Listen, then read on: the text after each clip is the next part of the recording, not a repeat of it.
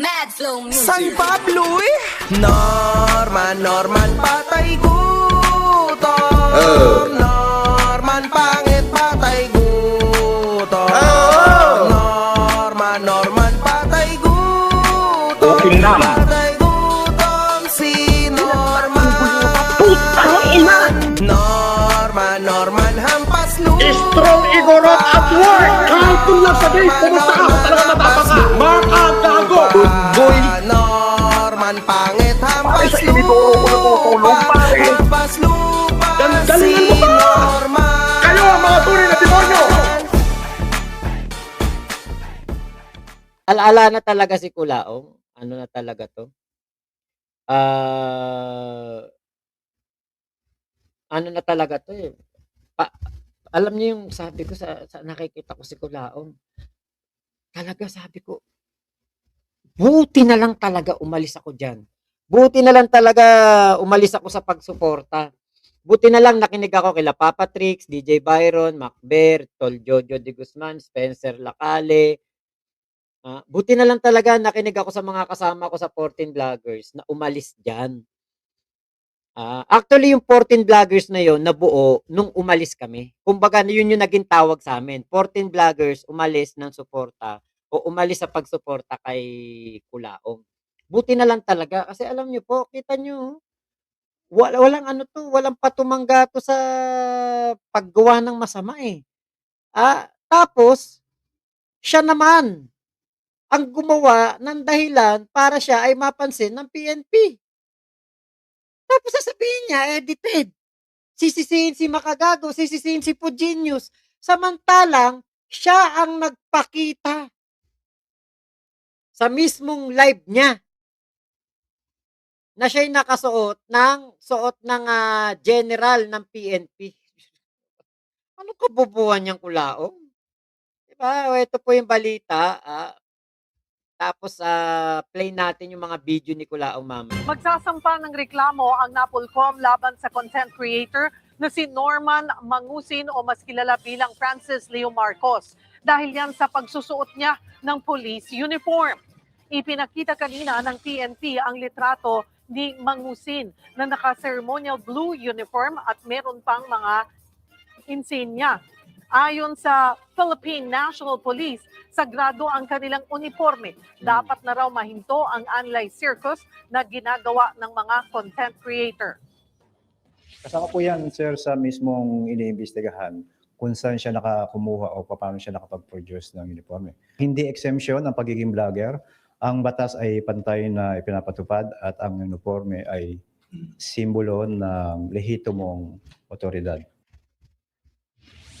Sa isang pahayagi, giniit naman ni Mangusin na edited ang kumalat na larawan. Noong 2019 pa raw ito at natuwa lang daw siyang makita kung ano ang kanyang magiging itsura sakaling maging isa siyang pulis. Nagsorry si Mangusin at handa raw siyang sagutin ang paratang laban sa kanya. Mga kapatid, Cheryl Cosi. Gago, eh, 'no? Biruin mo, pinakita mo ng live. Live mo pinakita yan, eh. 'Di ba?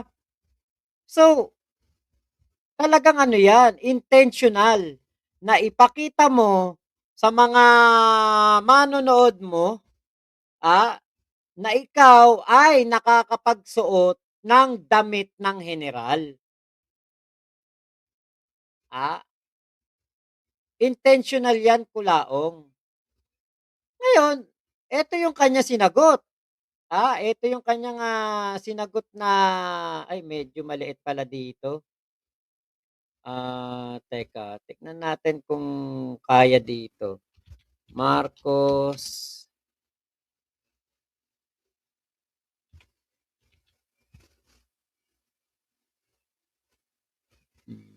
Ano pa 'to? Marcos Francis Antonio Leo. Ayan, eto tignan natin dito.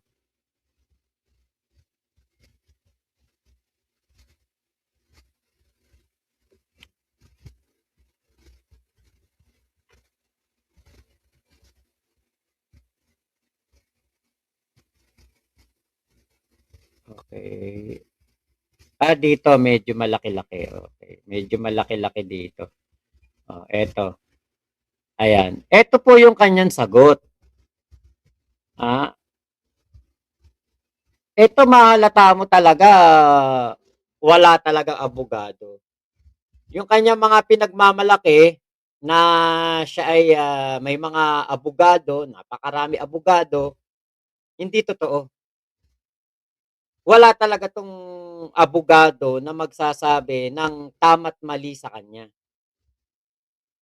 Wala talaga, bakit? Kasi katulad po nito, naglabas siya ng statement na halata na ang gumawa, ewan natin kung siya ang naggawa nito, pero ang tingin ko, yung gumawa nito, mahina ang ulo, bobo, mangmang, yan ang tingin ko. Bakit? Kasi nga po, saan ka ba naman nakakita ng ganitong,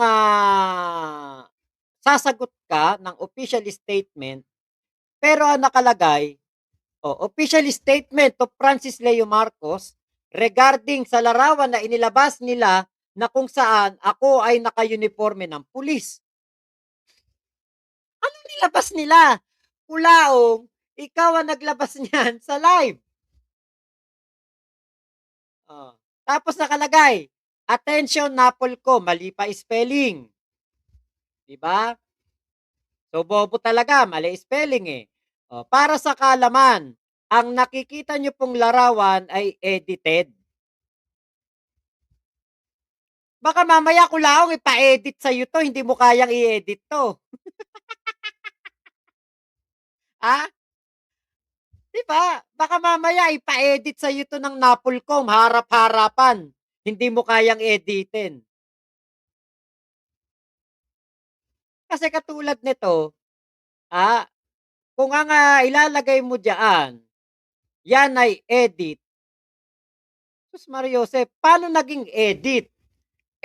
Kitang-kita na nakasuot sa'yo yung damit mismo, yung uniforme, nakasuot sa'yo.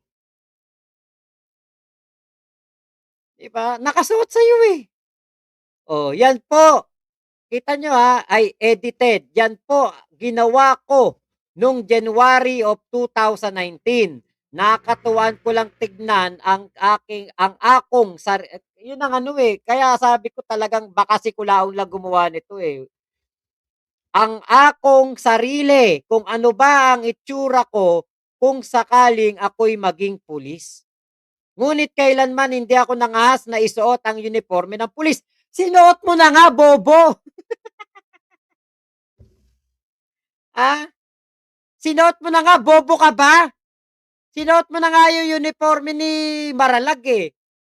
At lalong hindi nyo ako nakita na naglakad sa kalsada na suot ang uniforme ng isang opisyal. Talagang kapag ginawa mo yan, sinuot mo yan sa kalsada talagang baka diyan ka na talaga madampot. Ni minsan hindi nyo makikita na yan ay aking pinost sa aking social media sa nakalipas na 8 taon. Bobo pa magbilang. Kung 2019 yan nangyari, 2020, 2021, 2022, 2023, 2024, 2025, 2026. 7 taon lang. Bakit sa'yo 8 taon na? Hindi mo pinost, pero pinakita mo sa live mo. Kaya sabi ko, napaka-bobo ng gumawa nitong sagot na ito ni Kulaong. Hanggang sa ipakalat ng aking mga basher. Kung sa tingin nyo na ako'y may nalabag na batas, ako ay humihingi ng paumanhin at nakahandang sagutin ang anumang paratang. Hindi ka pinaparatangan eh. Nakita na. Kitang-kita, may ebidensya na ikaw ay nagsuot ng uniforme ng general. Ang uniforme na nakikita ninyo, yan po ay aking pinikturan habang nakasabit sa manikin. Manikin ka pala. Sa'yo nakasuot yan eh, tapos sabi mo manikin. Sa may-ari, sa manikin, sa may-ari at sinubukan ko i-edit gamit ang Adobe Photoshop noong January 24, 2019. Salamat. halatang-halatang katarantaduhan 'tong mga pinagsasabi ni Kulaong, eh. Tarantado talaga 'tong Kulaong na 'to, eh. Bugo ka ba? Ha? Sino tingin mong maloloko mo? Sino tingin mo maniniwala sa'yo? Sino ang akala mo na mapapaniwala mo? Ano akala mo ang mga PNP, NAPOLCOM, ganun-ganun lang? Ah, kaya hindi na tayo magtaka kung si Makagago, eto ang kanyang i-post. Ayan, oh. Oh, ibang tao ba itong nag-status na 'to? Sabi niya kasi sa live niya, kami daw ang nag-edit ng picture na yon. Ngayon, iba na naman istorya mo. Grabe, nasa iyo na ang lahat. PG ka na nga, hampas lupa ka pa. Ngayon naman, mangmang at ignorante ka pa. Grabe na yan, Norman. Ah, ayan, oh. Oh, eto sabi ng NAPOLCOM. Oh, statement of NAPOLCOM Commissioner Ralph Kalinisan. We previously made a stern warning that the police uniform is not and will never be used as a costume. It will never be disrespect. Mangusin choose to ignore that warning. He chose to make a mockery of the police uniform. The same uniform that both my father and my mother wore. The same uniform 225,000 policemen wear every day. Many died in service wearing that uniform. In solidarity with the whole PNP, the NAPOLCOM will initiate criminal charge against Mangusin. Ayaw na sana namin patulan to, but you gave us no choice. Do not use the PNP uniform for clout. You will surely pay for it. I am directing our legal affairs and our inspection, monitoring, and investigation service to coordinate with the PNP to file the appropriate charge and put a stop to this circus. Putya Kulaong, talagang ano 'to, talagang, pinagmukha kang engot dito ng ano, ng, pagsusuot mo ng damit. Engot na engot ka talaga kasi sinuot mo yung ano, sinuot mo yung damit na yun. Ayan, oh, live. Live mo yan pinakita, ikaw mismo nagpakita niyan. Kaya wala na talaga, Kulaong. Oh, ayan, oh. Manikin ba yan? Kulaong? Manikin ba yung ganyan? Hindi yan manikin, ikaw talaga yan. Ikaw talaga yan, Kulaong, hindi yan manikin. Buti na lang talaga po, meron tayong mga kaibigan katulad nitong sila Food Genius, na talagang ano, nadadali na tong si Kulaong, dahil sa kanyang ginagawang katarantaduhan.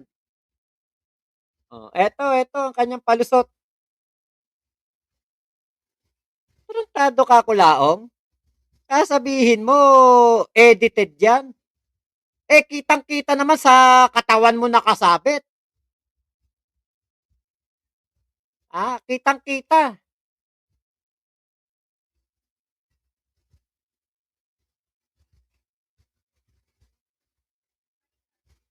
Eto yata 'yon. Oh, ayun, eto 'yon. Buti na lang talaga magaling sila Food Genius, eh. Yan lang ang kaya niyong gawin. Ang manira, ang kaya niyong gawin, mag-edit ng mga litrato. Ang dami niyo inedit eh. Patay yung Peña Blanca Municipal Station, inedit niyo na may malaking tarpaulin ako. Tapos inedit niyo rin yung yung nakasuot ako ng pang Navy. Pang Philippine Navy ba yun o PNP? Inedit nyo. Itinabi nyo pa kay kay General Marallag. Di ba? Ang galing nyo, di ba? Nakakamiss lang. Sinut ko yung sa bahay. Ay, nakakamiss lang. Tarantado. Nakakamiss lang. Sinut ko yung sa bahay. Diba? Ay, nakakamiss lang. Nagpakita niyan, eh. Di ba? Yun na sila. Pinakita mo sa live. Tapos sasabihin mo, inedit nila Makagago at nila Food Genius. Oy, Japsan, shoutout sa'yo ha. Pritchwiland, Ate Glenn, Road Sector, tol, shoutout. Kuya Ramil Cruz. Di ba, pinakita mo sa live mo, hindi ka kasi nag-iingat. Alam mo namang marami nakabantay sa'yo. Ngayon, pinakita mo sa live mo, nung nakita na pick up ng ating mga antay-kulaong, ng mga kaantay-kulaong natin, sasabihin mo, inedit. Ay no, live mo yan pinakita eh. Alam mo yun, si Kulaong, di mo na malaman dito kung sinungaling o eto walang ya talaga o wala bang utak, hindi ginagamit ang utak. Ano yun? Nakakalimutan mo yung mga pagsisinungaling mo? Nagsinungaling ka lang kanina, nakalimutan mo na? Di ba? Parang kakasinungaling mo lang nito, makakalimutan mo na kagad. A few moments later, hindi mo na alam yung kasinungalingan na ginawa mo. Bobo ka palang sinungaling. Nagsinungaling ka na nga, hindi pa totoo yung sinabi mo. ah, grabe ka magsinungaling hindi totoo yung sinabi mo. Saan ka nakakita na ikaw ang naglabas ng picture na yan, ngayon, ituturo mo sa ibang tao, isisisi mo sa ibang tao. Ikaw ang naglabas ng litrato, dapat sisihin mo sarili mo kung bakit ka napansin ngayon ng NAPOLCOM at ng PNP.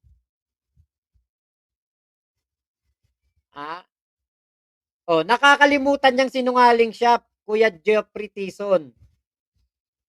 Naniniwala siya talaga sa sarili niyang kasinungalingan. Di ba? Anong kabugukan to, Kulaong? Ano katarantaduhan niya? Bakit mo isisisi sa ibang tao yung pagkakamali mo?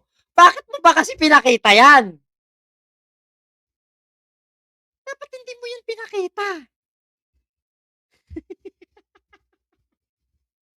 Bakit mo kasi pinakita yan? Alam mo marami nakabantay sa'yo. Andyan si Food Genius, nandyan si Reality Quest Veron, nandyan si Japsan, Ramil Coriano, Friends of Food Genius, andyan si Makapudi. Ang dami nagbabantay sa iyo, Kulaong. Si Uncle Jim TV. Si Black Sun. Napakarami nakabantay sa iyo, Kulaong Andiyan si Makajablo. Kailan kaya niya kukunin residency niya sa Bulacan para makapagpanggap ng Food Panda para mamura lang ng mukha sa mukha yan. Marunong ka ba magmotor? Ayan na nga ang ebidensya sa likod niya edited daw. Kaya nga Roberto Janco, sinungaling naman talaga yan si Boy Culaong. Galing sa kanya yung kumalat na video niya. Kundi ba naman bobo tanga sa gusto niya magyabang. Ayun, nabutasan siya. Kahit nasabihin mo, Kulaong, na inedit mo yan, nakasuot sa katawan mo Ba't mo inedit sa katawan mo? Diba? Kung ayan, ang palusot mo, Kulaong, edited yan, sana inedit mo sa ibang tao. Bakit mo inedit sa katawan mo? Di dun pa lang, meron ka na talagang kagustuhan na gamitin yan litrato na yan sa panggagago. PNP uniforms are not costume. Violators face jail. Ang sino mang magtangkang magsuot ng uniforme o magpanggap bilang miyembro ng PNP ay pwedeng makasuhan ayon sa batas. Alam niyo po ba, meron pong dati sa mga pelikula, sa mga teleserye, meron po dati na 'di ba kapag mga pelikula dati nila Bong Revilla, Lito Lapid, nila yung pelikula ni Robin Padilla yung sa istorya ng buhay ni Bato de la Rosa, 'di ba so talaga nila kung ano yung uniform ng PNP, yun ang talagang suot nila. Ngayon, kapag po ganoon, meron pong nangyari na may mga krimen na nangyayari na ang mga sangkot po ay nagsusuot ng uniforme ng pulis. Kaya po, nito pong mga ilang panahon na nakalipas, ang ginawa po ng PNP, pinagbawal na sa mga teleserye, pelikula, na kung ano ang uniforme ng pulis natin ng PNP, gagayahin sa pelikula. Bawal na yun. Bawal na rin magbenta ng mga damit na kamukhang-kamukha ng uniforme ng ating PNP uniform. So pinagbawal na yon. Ngayon, kulaong, isinuot mo. Di ikaw ang may problema, hindi kami. Eto, pakinggan natin 'to. For information mo lang, yung regional director ngayon ng Region 2, si General Maralag, dating pantay bahay ko lang yan nung nakakulong ako. Sa shooting range sa Tagaytay, sniper ka pala. Shoutout, idol. Bihira lang, madalas ako sa Ilagan. Sa Ilagan, Isabela, o sa shooting range doon. Lalo na nung ang nagbabantay doon is yung bata ko, si Christian. Yun. At for information mo lang, yung regional director ngayon ng Region 2, si General Maralag, dating bantay bahay ko lang yan nung nakakulong ako. Siya yung bantay bahay ko, yung tigadala ko ng damit nung nasa kulungan ako.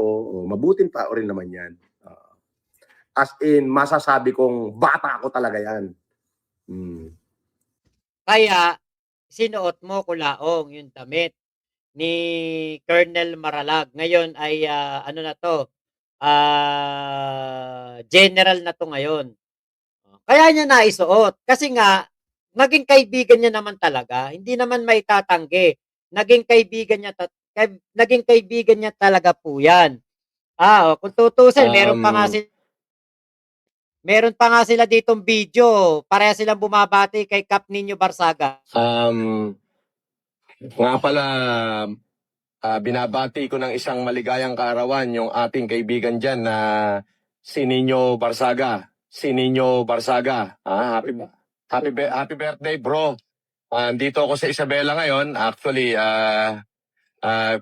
kasama ko si Colonel Anthony Maralag, yung ating kaibigan, at bumabati rin siya sa iyo ng isang maligayang kaarawan. Ipagpatuloy mo lang yung ipinaglalaban mo. Nandito kami, mga kaibigan mo, handang tumulong sa iyo. We support your further endeavor. Iwas ng konti sa mga lalaking gwapo, ha? Okay. Anyway, eto na yung kasunod, si Colonel Maralag. Okay. Yeah. Happy birthday po, sir. Happy birthday po boss ninyo. Sana makahanap ka po ng gwapo. Ulit ko, happy birthday sa'yo. Sana long live, maraming buhay pa. Pagpatuloy mo lang yung kung ano yung pinaglalaban mo, and we will support you all the way. Talagang kaibigan niya naman si Maralag, di ba? Hindi naman maitatanggi. Kaya lang, kulaong, dapat hindi mo pinangasa na isuot yung kanyang uniform tapos ipapakita mo pa sa live mo. Bobo. Apaka-bobo mo kasi, kulaong eh. Eto yun, mga picture dito ni picture ni Tony Maralag at ni Kulaong. Katulad nito. Ayan. Tapos ito, meeting with Dres Cortez, Roy Binson, yung mga artista. Ayan, si Anthony Maralag. Ayan, sa kasal ni Kulaong, nandyan si Maralag. Ayan, eto, alam ko, eto, shooting to eh. May shooting to. Shooting ng isang pelikula. Andyan si Maralag, kasama yung mga artista, si Kulaong, si Mayu. Dito sa imbitasyon sa kasal ni Kulaong, ayan. Si Antonio Maralag Jr., ayan, nandiyan, nakalagay ang pangalan. Talagang sila, magkakilala talaga sila. Talagang magkaibigan, hindi po maitatanggi. Ngayon, ang dinadrama ni Kulaong, yan daw sabi? Edited.